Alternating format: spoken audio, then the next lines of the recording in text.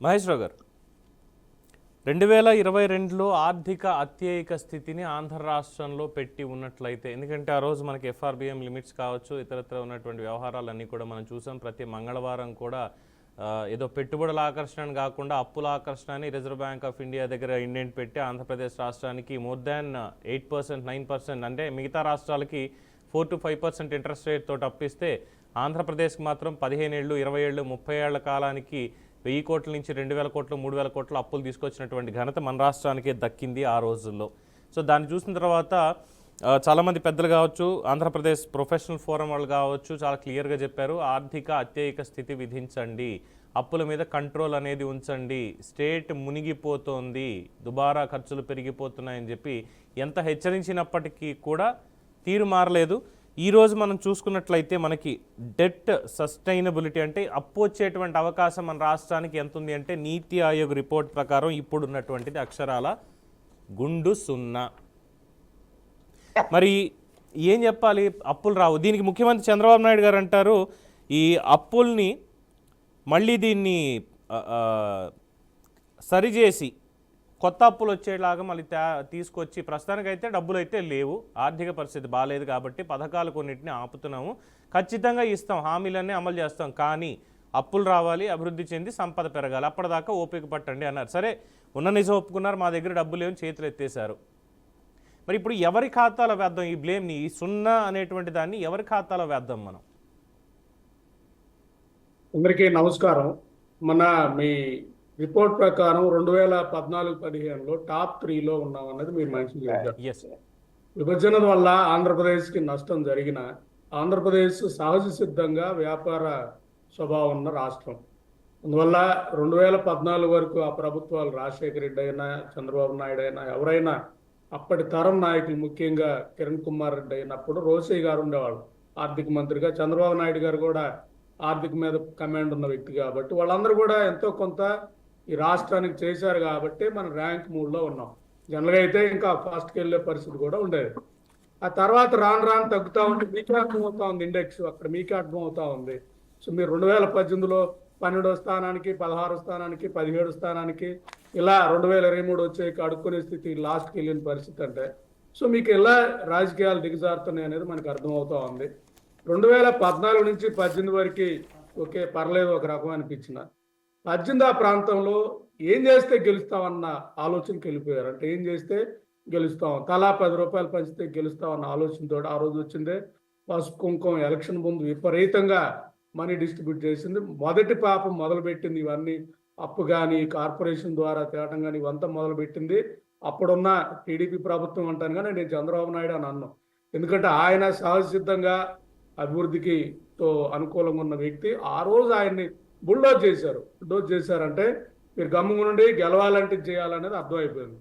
ఇంకా 2019 నుంచి వచ్చిన జగన్మోహన్ రెడ్డి అయితే వన్ సైడ్, వీళ్ళు జనరల్గా వ్యాపార స్వభావం ఉన్న నాయకులు కాబట్టి వన్ సైడ్ ఏం చేస్తే గెలుస్తామన్న దాంతో ఒక కన్సల్టెంట్ పెట్టి, పీకే అనే వ్యక్తిని పెట్టి, సో సంక్షేమ పథకాలు కూడా వదిలేశారు. చెప్పాలంటే తలా 10 రూపాయలు ఇచ్చేస్తే మన కోట్లు వచ్చేస్తారు. ఎన్ని వర్గాలు ఉన్నాయి, 5 కోట్ల ఓట్లు ఉన్నారు, వాళ్ళల్లో ఎవరెవరికి ఎంత ఇవ్వాలి, ఈ లెక్కని క్యాలిక్యులేట్ చేసుకుంటూ వెళ్ళిపోయి విపరీతంగా ఇంకా అప్పులు తేవడం మొదలుపెట్టి, అప్పులు చాలక సో మళ్ళీ ఏదైతే ఇన్స్టిట్యూషన్స్ ఉన్నాయో ఆర్థిక సంస్థ లైక్ కాలేజెస్ కానీ, యూనివర్సిటీస్ కానీ, లేదా పిఎఫ్ సేవింగ్స్ అకౌంట్ కానీ, మొత్తం ఫండ్ అంతా డైవర్ట్ చేసుకుంటూ వెళ్ళిపోయి దొరికిన కాడికి దొరికినట్టు చేసేసి, మళ్ళీ అవసరమైతే ప్రభుత్వ భూములు తాకట్టు పెట్టి కొసకి వైజాగ్ కలెక్టరేట్ని, వైజాగ్ పోలీస్ క్వార్టర్లు తాకట్టు పెట్టి అప్పులు తెచ్చిన పరిస్థితి మనం చూస్తే, ఇవన్నీ 2022లో మేము ఆంధ్రప్రదేశ్ ప్రొఫెషనల్ ఫోరంగా చార్టర్డ్ అకౌంటెంట్స్, లాయర్ ఉన్నవాళ్ళం మేము కాబట్టి, సో మేము దాన్ని అర్థం చేసుకొని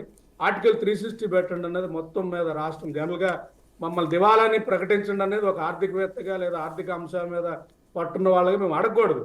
దీనికంటే అది బెటర్ అనిపించింది మాకు. ఒకవేళ ఆర్టికల్ 360గా ఇంపోజ్ చేస్తే సెంట్రల్ గవర్నమెంట్ ఇన్వాల్వ్ అవుతుంది. అంటే ఒకటి మహేశ్వరరావు గారు, అడ్డుపడుతాను అనుకోకండి, ఎందుకంటే మీరు అడిగితే తప్పు అవుతుందేమో అన్న మాట అన్నారు. అది తప్పని నేనంట. ఎందుకంటే సెంట్రల్ గవర్నమెంట్ రిపోర్ట్స్ కావచ్చు, లేదంటే మీలాంటి వాళ్ళు ఎన్నోసార్లు చెప్పారు ఇక తప్పదా ఆర్థిక అత్యవసర స్థితి ఆంధ్రప్రదేశ్కి తప్పదా అంటే, ఎస్ తప్పదు అని డైరెక్ట్గా రిజర్వ్ బ్యాంకే చెప్పింది. రిజర్వ్ బ్యాంక్ దగ్గర మీరు అన్నటువంటి పీరియడ్లో ఎప్పుడు కూడా ఓవర్ డ్రాఫ్ట్కి వెళ్ళి అప్పులు తెచ్చిన దానికి ఓవర్ డ్రాఫ్ట్కి వెళ్ళి అకౌంట్ని మైనస్లో పెట్టుకున్నటువంటి దాఖలాలు ఆంధ్రప్రదేశ్ ఉమ్మడి చరిత్రలో కానీ విభజిత ఆంధ్రప్రదేశ్లో కానీ 19 వరకు లేదు. బట్ 19 తర్వాత దట్టు కరోనా అన్న ఒక పేరు చెప్పి చేసినటువంటి ఒక మాయాజాలంతో నిజంగా రిజర్వ్ బ్యాంకే చెప్పింది ఆ ఏపీ దివాళా అంచున ఉంది, ఆర్టికల్ 360 అనివార్యం అయ్యే అవకాశాలు ఉన్నాయి అని చెప్పి. సో మీరు అడగడంలో తప్పు అయితే లేదని నేను అనుకుంటున్నాను.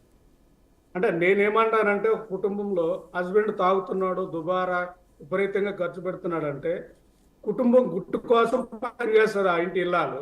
ఇంక మరీ మితిమీరిపోతే రోడ్డు మీదకి తెచ్చే పరిస్థితి. మేము కూడా ఇదే, మన పాలకులు కానీ కరెక్ట్గా ఉండుంటే మేము ఈ అంశాన్ని రోడ్డు మీదకి తెచ్చే పరిస్థితి ఉండదు. వీళ్ళు దారుణంగా ఉన్నారు.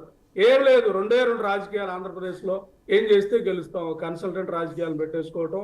ఇద్దరు వ్యాపార మనస్తత్వం ఉన్న యువ నాయకులు చెప్పాలంటే, ఓపెన్గా యువ నాయకులు ఏం కాదు. ఒక వ్యక్తి జగన్మోహన్ రెడ్డి, అతనికి వాళ్ళ రాజశేఖర రెడ్డి లెగసీ తెచ్చుకొని వ్యాపార మనస్తత్వం వచ్చేసింది. ఏం చేస్తే గెలుస్తాం, ఎలా ఏంటి ప్రజలను, అదే అదే అదే పరంపర లోకేష్ బాబు కూడా క్యాచ్ చేసుకోవటం. వీళ్ళిద్దరూ ఒకే విధంగా పార్టీలో బ్యాక్ ఎండ్ వర్కౌట్ చేసిన పరిస్థితుల్లో ఆ రోజు మేము ఆర్టికల్ 360 పెట్టండి అని సమావేశాలు పెట్టాం, చాలా రౌండ్ టేబుల్ పెట్టిన పరిస్థితి. ఇక్కడ మీకు 2019 నుంచి 24 వరకు కొన్ని అరాచకాలు అంటాను. ఎందుకంటే ఒకవైపు అప్పు తెస్తా ఉన్నాం, తెచ్చిన అప్పులో అభివృద్ధికి పెట్టలేదు. నిన్న కూడా వాళ్ళకి రిపోర్ట్ ఇచ్చారు టీడీపీ ప్రభుత్వం. 2014 నుంచి 24 వరకు అభివృద్ధికి పెట్టింది జగన్ రెడ్డి 600 పెట్టాడు, మేము 700 పెట్టామని చెప్తున్నారు. నేను అసలు అంటుంది 2 లక్షల కోట్ల బడ్జెట్లో 600 కోట్లు 700 కోట్లు అభివృద్ధి పెట్టామంటే ఆల్మోస్ట్ ఆ ప్రభుత్వం 2014 నుంచి 24 వరకు 10 లక్షల కోట్లు అంటే పాత గవర్నమెంట్ 1 లక్ష పోతే 9 లక్షల కోట్ల అప్పు తెచ్చిన అప్పు ఇప్పుడు కూడా అభివృద్ధి పెట్టాలి, ఆదాయం సమకూర్చేవాడికి పెట్టాలి. అసలు అది వదిలేశారు కంప్లీట్గా. అది వదిలేసి కంప్లీట్గా ఆ తెచ్చిన అప్పులన్నీ కూడా పంచటాలు వీటికి వెళ్ళిపోయే విధానమే రాంగ్. ఎందుకంటే ఇది long term point of view వెళ్ళదు. ఇందా సార్ అన్నట్లు జనరల్ చార్ట్ అకౌంటెంట్ అయితే సో ఇప్పుడున్న లెక్కల ప్రకారం ఇలా ఏందున్నది మాట్లాడతారు. నేను ఒక S&P గ్లోబల్ లాంటి దాంట్లో పనిచేసినోడుగా సస్టైనబిలిటీ అంటే మనుగడికి సంబంధించిన దాని మీద డెట్ మార్కెట్లో ఉన్నోడు కాబట్టి ఆ రోజు ఎస్టిమేట్ చేశా ఇలా వెళ్తే 3-4 years లో రాష్ట్రం దివాలా తీస్తుంది, రాష్ట్రం అడుక్కునే స్థితికి వస్తుంది అనేది 2022లో మాట్లాడితే చాలా మంది అతిశయోక్తిగా మాట్లాడుతున్నా, అబ్నార్మల్ మాట్లాడుతున్నాను చెప్పారు. అది ఇవాళ రిజైన్, అది ఇవాళ ఏదైతే వచ్చేసింది. ఇక్కడ నేను చెప్పదలుచుకుంది, దీనికి మేమేం చేయగలుగుతున్నాం అంటే ఆ రోజు మేమందరం కూడా దీన్ని మార్చాలి అంటే జగన్ రెడ్డి ఇచ్చారు కాబట్టి మళ్ళీ చంద్రబాబు నాయుడు కూడా 2018 వెళ్తారని ఆంధ్రప్రదేశ్ పునర్నిర్మాణ సభలని నేను కానీ కొరు వేణయ్య కానీ ఇలా అన్ని వర్గాల వాళ్ళు, రైతు సంఘాల వాళ్ళు, వడ్డే శోభనాథ్ ఇతరులు కానీ, పెద్దిరెడ్డి, చెంగలరెడ్డి వీళ్ళందరితో కూడా మాట్లాడాము. సార్ మన అందరం కూడా కూర్చొని ఒక పౌర సమాజం ప్రెజర్ చేసి అయా మన రాష్ట్రానికి ఇలాంటి ఆర్థిక విధానం ఉండాలి, ఇలాంటి ఎందుకంటే లోటు బడ్జెట్లో ఉన్న రాష్ట్రం అభివృద్ధికి పెట్టాలి, కోస్టల్ కారిడార్ వాడుకోండి, ఈ అభివృద్ధికి నిధులు పెట్టాలన్న దాంతో మేనిఫెస్టో రూపొందించండి అని ఆ ప్రభుత్వాన్ని మనం అంటే రాబోయే ప్రభుత్వం, ఎందుకంటే జగన్ రెడ్డి అలాగూ ఓడిపోతాడని మనకు అర్థమైనప్పుడు చాలా ప్రయత్నం చేశాను నేనైతే.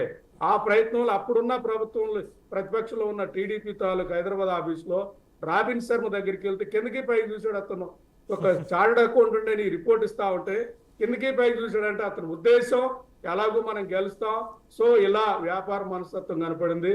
మొన్న మేనిఫెస్టో 2024 ముందు మేనిఫెస్టో టీడీపీ ఏదైతే తయారు చేసిందో ఒక రాబిన్ శర్మ అనే వ్యక్తి ఏం చేస్తే గెలుస్తాం, ఎలా గెలుస్తాం, ఏం చేయాలి, జనాలను ఎలా బురిడి కొట్టాలి అన్న విధంగా వెళ్ళిపోయి చంద్రబాబు నాయుడు అనే వ్యక్తిని, చంద్రబాబు నాయుడు అనే సీనియర్ నాయకుడిని పక్కన పెట్టేసి ముందు మీరు గమ్ముకుండండి, గెలిచిన తర్వాత చూసుకుందాం, గెలిచిన తర్వాత వర్కౌట్ అయిందంటే చంద్రబాబు నాయుడు గారి ఇమేజ్ని ముందు పెట్టుకుని ఆయన అభివృద్ధి చేస్తాడు, ఆయన డెవలప్ చేస్తాడు, గవర్నెన్స్ ఉంటుంది. 2004 ముందు కొద్ది గొప్ప ఇమేజ్ను వాడుకొని విపరీతంగా సూపర్ 6 ఇచ్చి సూపర్ 6తో పేదోడు రిచ్ అయిపోతాడు. ఒక పథకం ఉంది, తలా 10-15 వేలు పేదోడికి ఇచ్చే పేదోడు రిచ్ అయిపోతాడా? అలాగే రైతులకు పండగని మాట్లాడుతూ ఉన్నారు. ప్రతి రైతుకి రైతు భరోసా ఇచ్చేస్తామంటే 100 మంది ఊళ్ళో రైతులు ఉంటే 10 మంది రైతులు వ్యవసాయం చేస్తున్నారు, 90 మంది కౌలు వీళ్ళంతా ఓనర్లు, వాళ్ళు ఎక్కడెక్కడ ఉంటారు, వాళ్ళందరూ కూడా రైతు భరోసా ఇచ్చి ఒక ఖజానా అని తలా 10 రూపాయలని కాన్సెప్ట్. ఒకవైపు సాంఘిక అభివృద్ధి జరగలేదు, రెండో వైపు వచ్చే అప్పులు పెరిగిపోయి మొత్తం ఆస్తులు తనఖా జరిగిపోయింది. ఇవన్నీ విధానం 2024లో చూశాను. దాంతోటే నేను ఆ రోజు లేదు పౌర సమాజంలో ఉంటే మనం ఏం చేయలేం, ఇందా సార్ అన్నట్టు సిస్టమ్ మారాలి, సిస్టమ్ మారితేనే మార్పు వస్తుంది. ఎందుకంటే వాళ్ళైనా వీళ్ళైనా ఇంకా సార్ అన్నట్లు ఒకే ముఖాలు చూస్తున్నాం. ఒకే ముఖాలు చూసినా ఇబ్బంది లేదు సార్. రాజశేఖర్ రెడ్డో లేదా చంద్రబాబు నాయుడు, కిరణ్ కుమార్ రెడ్డో, రోసయ్య గారు ఉంటే ఒకే ముఖాలు చూసినా వాళ్ళకి రాష్ట్రం అంటే పేరుంది, కొద్దిగా గొప్ప రాష్ట్రానికి చేయాలని. కాబట్టి మన దరిద్రం ఏంటంటే వాళ్ళ వారసులు వచ్చి వాళ్ళకి సామాజిక స్థితిగతులు తెలియదు, ఇక్కడ ఏం జరుగుతుందో తెలియదు, ఆర్థిక విషయాలు తెలియదు. ఒకే ఒకటి తెలుసు వాళ్ళకి, ఎలా మనం సంపాదించాలి, ఏ విధంగా సంపాదించాలి, అధికారం ఎలా శాశ్వతం చేసుకోవాలి, ఆ అధికారం మాటున మనం మన కోటరీ ఎలా ఇదే ఇదే ఇదే ఇదే అంశం ఒక అడ్డగొడడు కాబట్టి అర్థమైంది. కాబట్టి 2024 ముందు కాంగ్రెస్ లో చేరితే కాంగ్రెస్ లో కూడా నన్ను మాట్లాడకుండా చేశారు నా గొంతుని. కాంగ్రెస్ లో ఎక్కడ మనం మాట్లాడతామో అక్కడ అఫీషియల్ స్పోక్స్ పర్సన్ వెళ్ళినప్పుడు ఎక్కడెక్కడ మాట్లాడతామని ఆ రోజు నన్ను కాంగ్రెస్ అఫీషియల్ స్పోక్స్ పర్సన్ కూడా పనిచేయని పరిస్థితి, కందుకూరు సీట్ అప్లై చేస్తే ఇవ్వని పరిస్థితి దారుణంగా నాకు అర్థమైంది. ఇక్కడ కొట్టాలి, మీరు చెప్పేదాన్ని బట్టి మాఫియాని కొట్టాలి. కొట్టాలంటే ఆమ్ ఆద్మీ లాంటి పార్టీలో చేరాలన్న ఉద్దేశంతో ఆప్లో చేరి ఈ రోజు నిర్భయంగా ఈ రెండు పార్టీలు మాఫియా సిండికేట్, మన రాంగోపాల్ వర్మ అన్నట్టు నేను ఇదే చెప్తున్నా, సిండికేట్ రెండు గ్రూపులు పనిచేస్తా ఉన్నాయి. మన మా కందుకూరు ఎమ్మెల్యే అంటున్నాడు ఇతను అవినీతి చేశాడు, పాత ఎమ్మెల్యే, అతని మీద చర్యలు తీసుకోవాలంటే ఎవరి మీద తీసుకోవాలి? అధికారుల మీద తీసుకోవాలి. ఆ డిపార్ట్మెంట్, రెవెన్యూ డిపార్ట్మెంట్ అందరిని అరెస్ట్ చేయాలి. రెవెన్యూ డిపార్ట్మెంట్ మొత్తాన్ని అరెస్ట్ చేయాల్సి వస్తుంది. కాబట్టి అందువల్ల ఎమ్మెల్యే మీద వదిలేస్తాను అంటున్నాడు. అంటే ఇద్దరు కాంప్రమైజ్ అయిపోతున్నారు. నీ మీద నాకొద్దు, నా మీద నీకొద్దు, మన ఇద్దరు ఇలా వెళ్ళిపోదాం, ప్రజలకు వచ్చేకి జనాలు ఇలా ఈ విధంగా వెళ్ళిపోయి ఆ రోజు నుంచి కూడా మేము చెప్తా ఉంది ఆర్టికల్ 360 గాని ఇంపోజ్ చేస్తే తెచ్చే అప్పు దేనికి వాడుతున్నారు అనేది వాళ్ళు చెప్పాల్సి వస్తుంది. బడ్జెట్ ప్రిపరేషన్ కూడా విధి ఉంటుంది.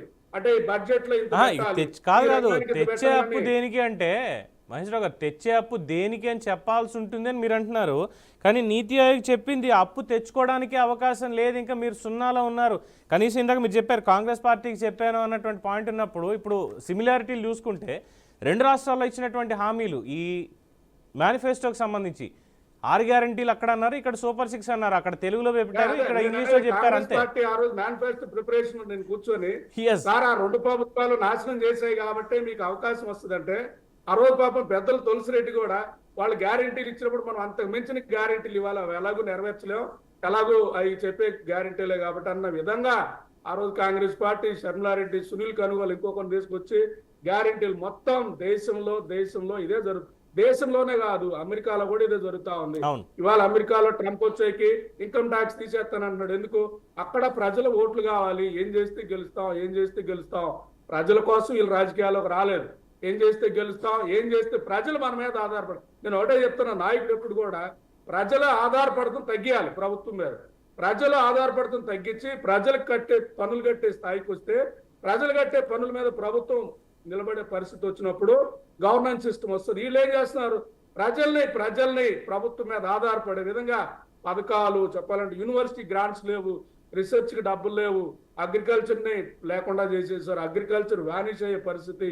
ఇలా అన్ని రంగాలు, ముఖ్యంగా దళితులకి వాళ్ళు ఎదగాలనుకుంటే ఉచిత విద్య కావాలి, గవర్నమెంట్ స్కూళ్ళు, కాలేజీలు, రకరకాల ప్రయోగాలు చేసేసారు. యూనివర్సిటీలో నిధుల్లో మొన్న అందుకు టీఆర్ఆర్కి వెళ్తే అక్కడ యూనివర్సిటీలో ఉన్న ఆ స్టాఫ్ అంటున్నారు ఇక్కడ స్వీప్ చేసే వాళ్ళకి డబ్బులు లేవు కాబట్టి మా జేబుల్లో డబ్బులు వేసుకొని క్లీన్ చేసే వాళ్ళకి ఇస్తున్నాం సార్ అంటే మొత్తం ఒక వ్యవస్థ.